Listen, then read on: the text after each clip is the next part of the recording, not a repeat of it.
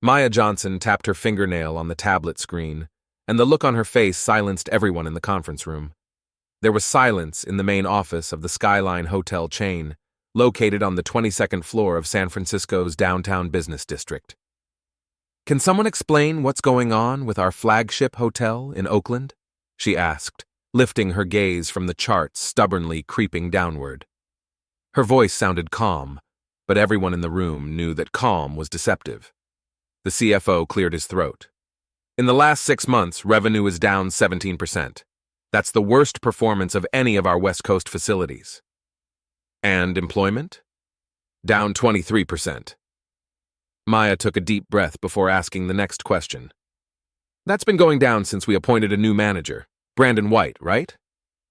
"Yes, since about that time," the CFO replied, flipping through the pages of his report. "But I should note that the average check is up 8%. Maya leaned back in her chair, staring at the screen that showed a graph of hotel attendance. Something about those numbers made her uneasy. "Show me the demographics of guests over the last year." A new chart appeared on the screen, and Maya frowned. "That's odd. The percentage of local customers has dropped to almost zero, even though we recently launched a special program for Oakland residents. Can someone explain?"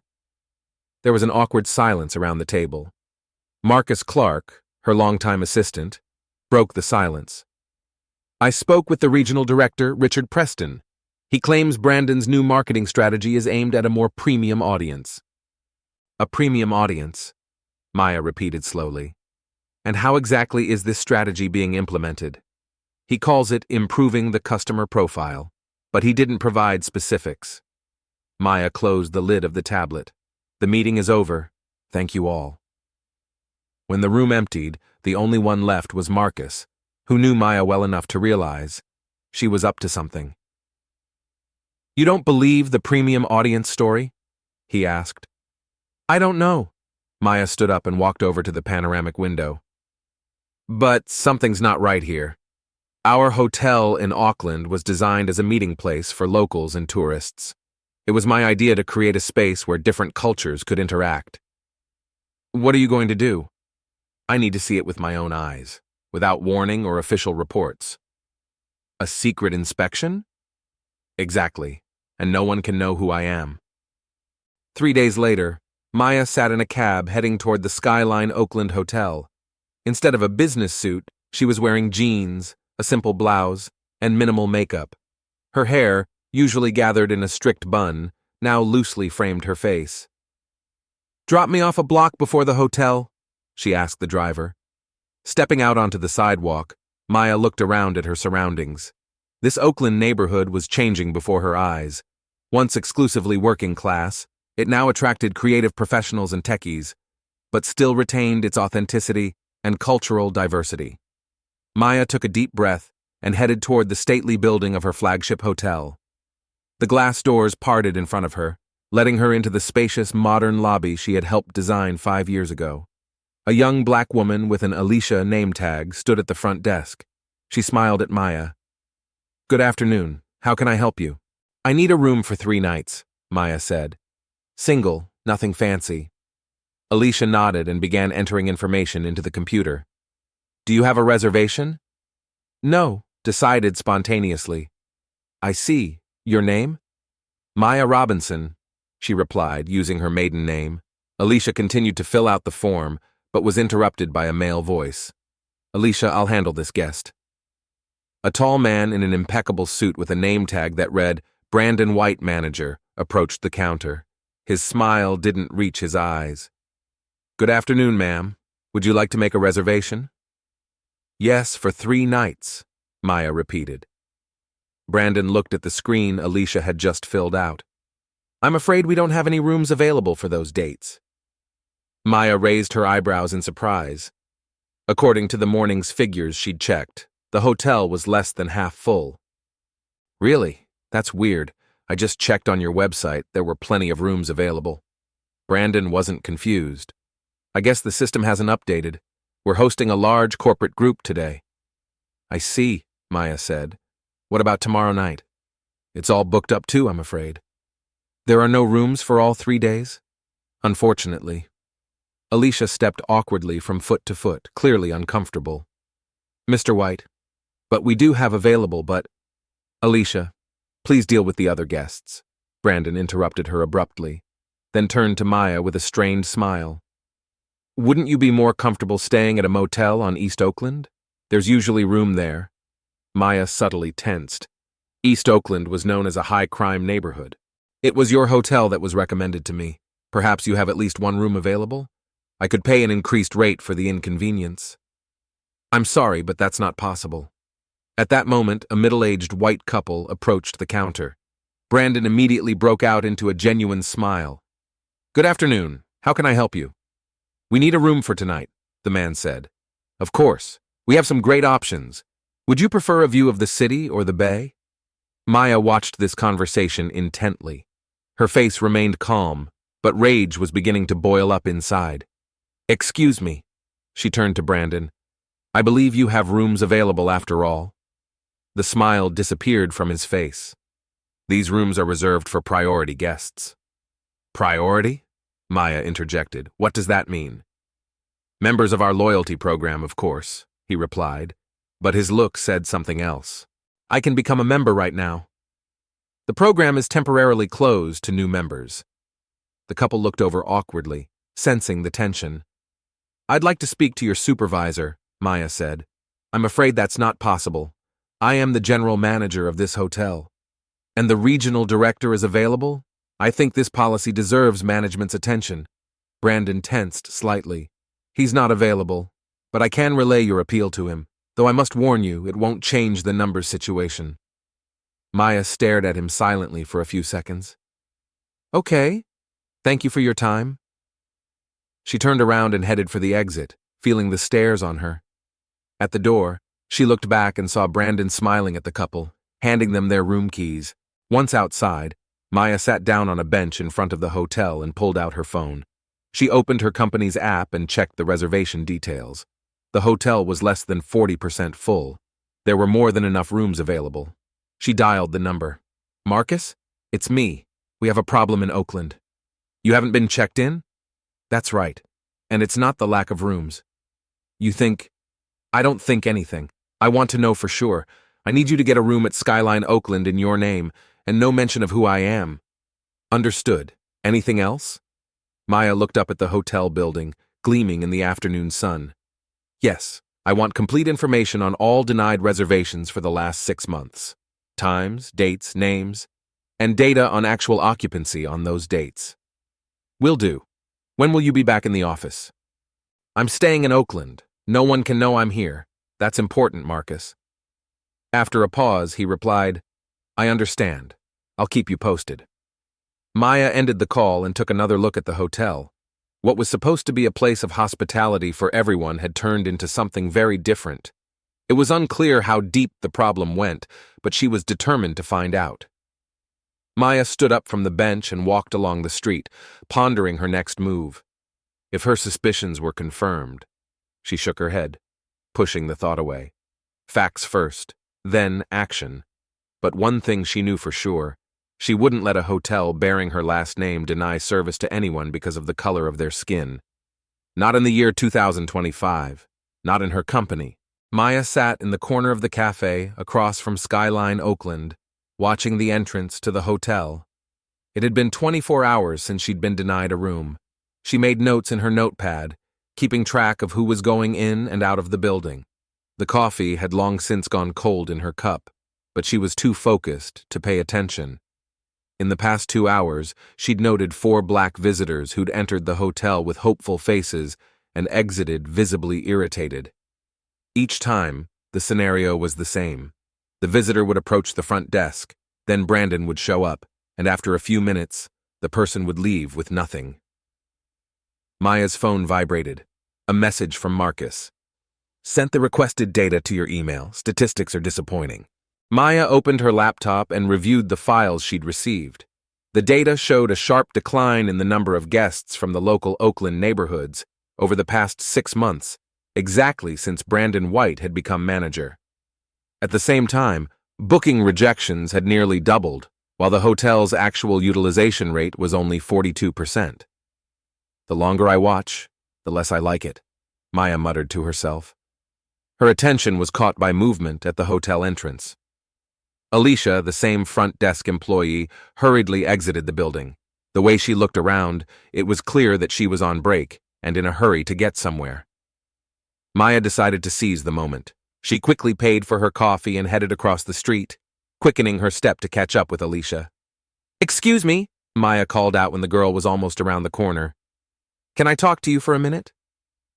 Alicia turned around and recognized the woman who had been refused accommodation yesterday. A flicker of concern flashed in her eyes. "Yeah, I'm on a short break," she said uncertainly. "Just 5 minutes, I promise. It's important," Maya said, trying to speak softly and kindly. After a second's hesitation, Alicia nodded. "Okay, I usually have lunch at the park around the corner." They headed toward a small green square where Alicia settled on a bench and pulled a sandwich out of her bag. "You didn't get a room yesterday," the girl began, choosing her words carefully. "Yes, although the hotel is less than half full," Maya noted calmly. Alicia tensed. "Where are you from?" "I work in the hotel industry. I have access to information about the Skyline chain hotel's occupancy rates." The girl lowered her eyes, nervously rubbing the wrapper of her sandwich. "I can't discuss internal hotel matters with outsiders." "I'm not an outsider, Alicia," Maya lowered her voice. "My name is Maya Johnson, and I'm the general manager of the Skyline hotel chain." The sandwich fell out of Alicia's hands. She looked at Maya incredulously. "But the picture in the lobby, you look different." "Official portraits are always different from reality," Maya smiled. "Oh my God," Alicia exhaled. "You were turned down at your own hotel yesterday." Maya nodded. "And I want to know why. Not the official version about no rooms, but the real reason." Alicia turned visibly pale. "I could lose my job." "You won't," Maya said firmly. "I personally guarantee it, but I need the truth." The girl was silent for a long moment, looking at her hands, then took a deep breath. "It's Mr. White's policy. He calls it client filtering. About 6 months ago, he got the entire front desk staff together and said we should upgrade our guests." "What does that mean?" "He didn't talk directly about race, of course. Used phrases like inappropriate contingent and undesirable elements, but it was clear to everyone who he was talking about, especially when he mentioned that we needed to screen locals from certain neighborhoods in Oakland."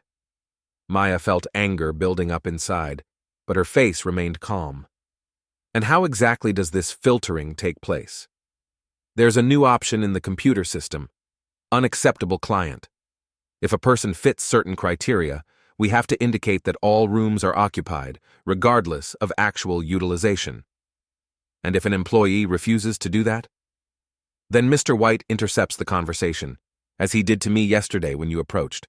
He watches the front desk almost constantly." "And no one has objected to this policy?" Alicia grinned bitterly. 2 employees tried. One quit after a week. The other was reassigned to night shift technical positions. Yeah, I stayed because I need this job.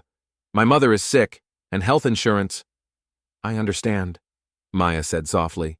"But I've tried to help people in other ways," Alicia continued with sudden determination. "I keep records, every instance of someone being turned down for this reason. Names, dates, actual hotel occupancy, and copies of internal emails where Mr. White instructs the staff." Maya raised her eyebrows. "You have those notes?" Alicia nodded. "On my cell phone, I've been taking screenshots of the emails and taking pictures of the unacceptable customers lists. That's very valuable, Alicia. You have no idea how much. I knew it was wrong. I just didn't know who to turn to." The girl's voice trembled. "Now you do." Maya put her hand on Alicia's shoulder. "I want you to send me all these materials, and I need your help to gather more evidence." "How can I help?" "I need to know who else is involved in this politics. Could Brandon have come up with this on his own, or did he get instructions from above?" Alicia answered immediately. "Regional Director Richard Preston knows for sure. He came in a month ago, and he and Mr. White were discussing improving the customer profile. Mr. Preston praised him for increasing the average check and said that falling loads were an acceptable price to pay for the right audience." "You heard that conversation?" "Yes, by accident. I was bringing in some paperwork when they didn't close the door all the way. Maya nodded thoughtfully. When will Preston be at the hotel again? Tomorrow. Monthly check-in. Great. Here's what we'll do. The next morning, Maya sat in her temporary observation station, a cafe across the street from the hotel, and prepared for the experiment. Over the previous evening, she had contacted several old friends from Oakland, explained the situation, and asked for help. The first test guest was James, her high school buddy, now a successful attorney. Maya watched as the well-dressed black man entered the hotel and made a note in her notebook. 10 minutes later, James came out and sat down next to her. "You were right," he said. "Full disclaimer. Unfortunately, we don't have any rooms available.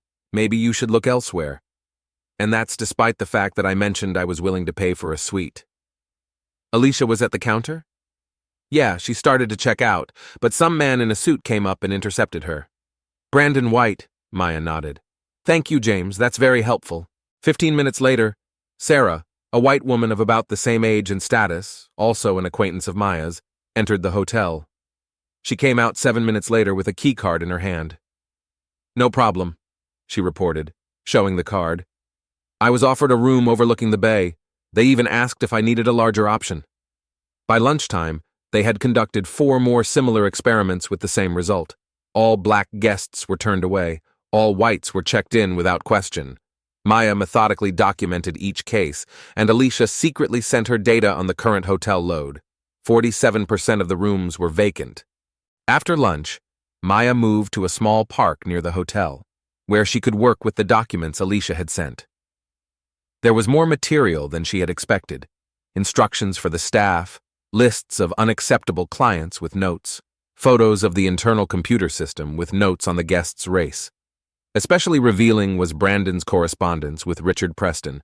In one letter, the regional director wrote, "I fully support your initiative to improve the customer profile. The average check has gone up and that's what matters. Don't worry about declining utilization. We are targeting the right audience." Maya scrutinized all the evidence and called Marcus. "The picture is complete," she said. "There are explicit instructions to refuse placement based on race. And Preston didn't just know, he approved." "This is pulling a major scandal if it gets out," Marcus remarked. "How do you plan to proceed?" "Preston is coming to the hotel tomorrow. I want both he and Brandon to explain their policies to me personally." "Are you sure you don't want to go back to the office and act officially first?" "No," Maya replied firmly. "I want to see their faces when they explain themselves. And I want to resolve this issue where it arose, at Skyline Oakland." In the evening, Maya met with Alicia to discuss the details of tomorrow. "Mr. Preston will arrive by 9 o'clock in the morning," the girl informed her. "They always start with a round of the hotel, then move on to discuss the metrics in Brandon's office." "Great," Maya nodded. "I'll be ready. Miss Johnson, I've been meaning to ask for a while. Why did you decide to do the audit in person? Doesn't the company have special auditors for cases like this?" Maya looked at the girl seriously. "There are, of course. But some things require personal involvement. When I started this company, I swore that I would never discriminate in my hotels. My father couldn't check into many hotels when he was young. I grew up listening to those stories." "And now it's happening at your hotel," Alicia said quietly. "Yes, and I have to fix it personally. This isn't just a business issue, it's a matter of principle." Before going to bed, Maya went over all the evidence she had gathered one more time. The materials provided by Alicia revealed even more disturbing details. Brandon kept a record of all filtered guests and regularly reported to Preston on his accomplishments in this area. In the latest report, he proudly reported that they had managed to significantly reduce the presence of undesirable elements, citing a 76% reduction in the number of black guests. 76%, Maya repeated, closing her laptop. That figure sounded like an indictment against the policies her hotel had implemented without her knowledge. An indictment against the system that allowed this to happen. Maya walked over to the window and looked out at Auckland at night. Somewhere out there, among the lights, was a hotel with her name on the front, a hotel that had become a place of discrimination. Tomorrow that would change, she promised herself. Tomorrow she would put an end to it. In the morning, Maya woke up early and carefully prepared herself for the upcoming confrontation. This time, she didn't disguise herself as an ordinary visitor. She wore an impeccable business suit, gathered her hair in a strict bun, and put on branded jewelry with the company logo. At 8:30, she received a text from Alicia. "Mr. Preston has arrived. He and Mr. White are having breakfast in the hotel restaurant." "Thank you," Maya replied. "Be ready to go, and remember, no matter what happens, your future at the company is under my protection." Maya gathered up all the paperwork, took a deep breath, and headed for Skyline Oakland. It was time for the truth. It was time to change a situation that should never have happened. Maya Johnson walked into the Skyline Oakland Hotel with a determined stride, catching the eyes of all the employees. In a business suit, with impeccable posture and a confident expression, she looked completely different than she had 2 days ago when her room was denied. At the front desk, Alicia was visibly nervous, but nodded a greeting. "Good afternoon. May I help you?" she said in a formal tone, though her eyes said something else entirely. "Yes," Maya answered loud and clear. "I need to see Mr. Brandon White and Mr. Richard Preston right away." Her voice caught the attention of the other employees, who began to whisper. One of them hurried toward the staff quarters, apparently to alert management. "They're in a meeting right now," Alicia replied. "I know. Interrupt them and inform them that Maya Johnson, CEO of the Skyline Hotel chain, requires their immediate presence in the conference room. I have an emergency management meeting scheduled." Silence hung in the lobby. The employees froze, realizing who was in front of them. The security guard at the entrance straightened and nervously adjusted his tie. "Of course, Miss Johnson. Immediately." Alicia picked up her cell phone and dialed an extension. "Mr. White? This is Alicia. I apologize for the inconvenience, but Miss Maya Johnson is at the hotel. Yes, the general manager. She requests that you and Mr. Preston come to the conference room immediately." "Yes, sir. I realize this is unexpected." While Alicia spoke, Maya turned to the senior receptionist. "Please prepare the Golden Gate conference room and invite all the department heads who are currently on site. It's urgent." 10 minutes later, Maya was standing in the spacious conference room, spreading out documents on the table. The first to start gathering were the department heads, the chef, the director of room service, and the chief engineer. All of them were clearly surprised by the sudden appearance of the head of the company and were nervously talking, taking seats at the long table. Finally, the door opened and Brandon White and Richard Preston walked in. Brandon looked dazed and confused, while Richard looked tense but trying to keep his composure. "Miss Johnson, what a surprise," Richard said with a strained smile. "If we had known of your visit—" "That's exactly why I gave no warning," Maya replied coldly. "Please be seated. We are having a serious conversation." When everyone was seated, Maya looked around at those gathered and spoke. 2 days ago, I came to this hotel as a regular guest. I was denied a room, saying the hotel was completely full. A few minutes later, a white couple was offered several accommodation options. Brandon turned pale. He clearly recognized the woman he'd turned down. "It could have been a coincidence," Maya continued, "if it weren't for one, but—" "I checked the reservation system. The hotel's occupancy that day was only 42%. She placed a printout of the load data on the table. After that, I did a little investigating and discovered something that should never have happened at a hotel with my name on it." Maya opened the folder and began laying out the documents. "Here are the internal policies implemented by Mr. White 6 months ago, with Mr. Preston's approval. A policy to systematically deny service to customers of a certain race, especially locals from Oakland's black neighborhoods." A heavy silence hung in the room. The department heads looked shocked. Richard Preston kept a stony expression on his face, and Brandon White was nervously rubbing his pen. "It's not true," Brandon finally uttered. "Not true?" Maya spread out the printouts of the emails in front of him. "Here are your instructions to the staff on how to turn down undesirable elements. Here are your reports to Mr. Preston on reducing the number of black guests by 76%. Here's a list of unacceptable customers labeled by race." She shifted her gaze to Richard Preston. "And here's your response, Mr. Preston. I fully support your initiative to improve the customer profile. The average check has gone up, and that's what counts." Richard tried to maintain equanimity. That can be interpreted in many different ways. We've been talking about improving the level of service to a more premium audience. Really? Maya turned on the projector and displayed a table on the screen. Here's the data from an experiment I ran yesterday. 6 black and 6 white potential guests tried to book a room. All of the blacks were turned down, all of the whites were checked in. There were no other differences between them, not in dress, behavior, or ability to pay. She then turned on a videotape of Brandon consistently turning away black customers and immediately greeting white customers. This discriminatory policy resulted in a 17% drop in revenue and a 23% drop in occupancy, not to mention the moral and reputational damage. Maya looked around at everyone present.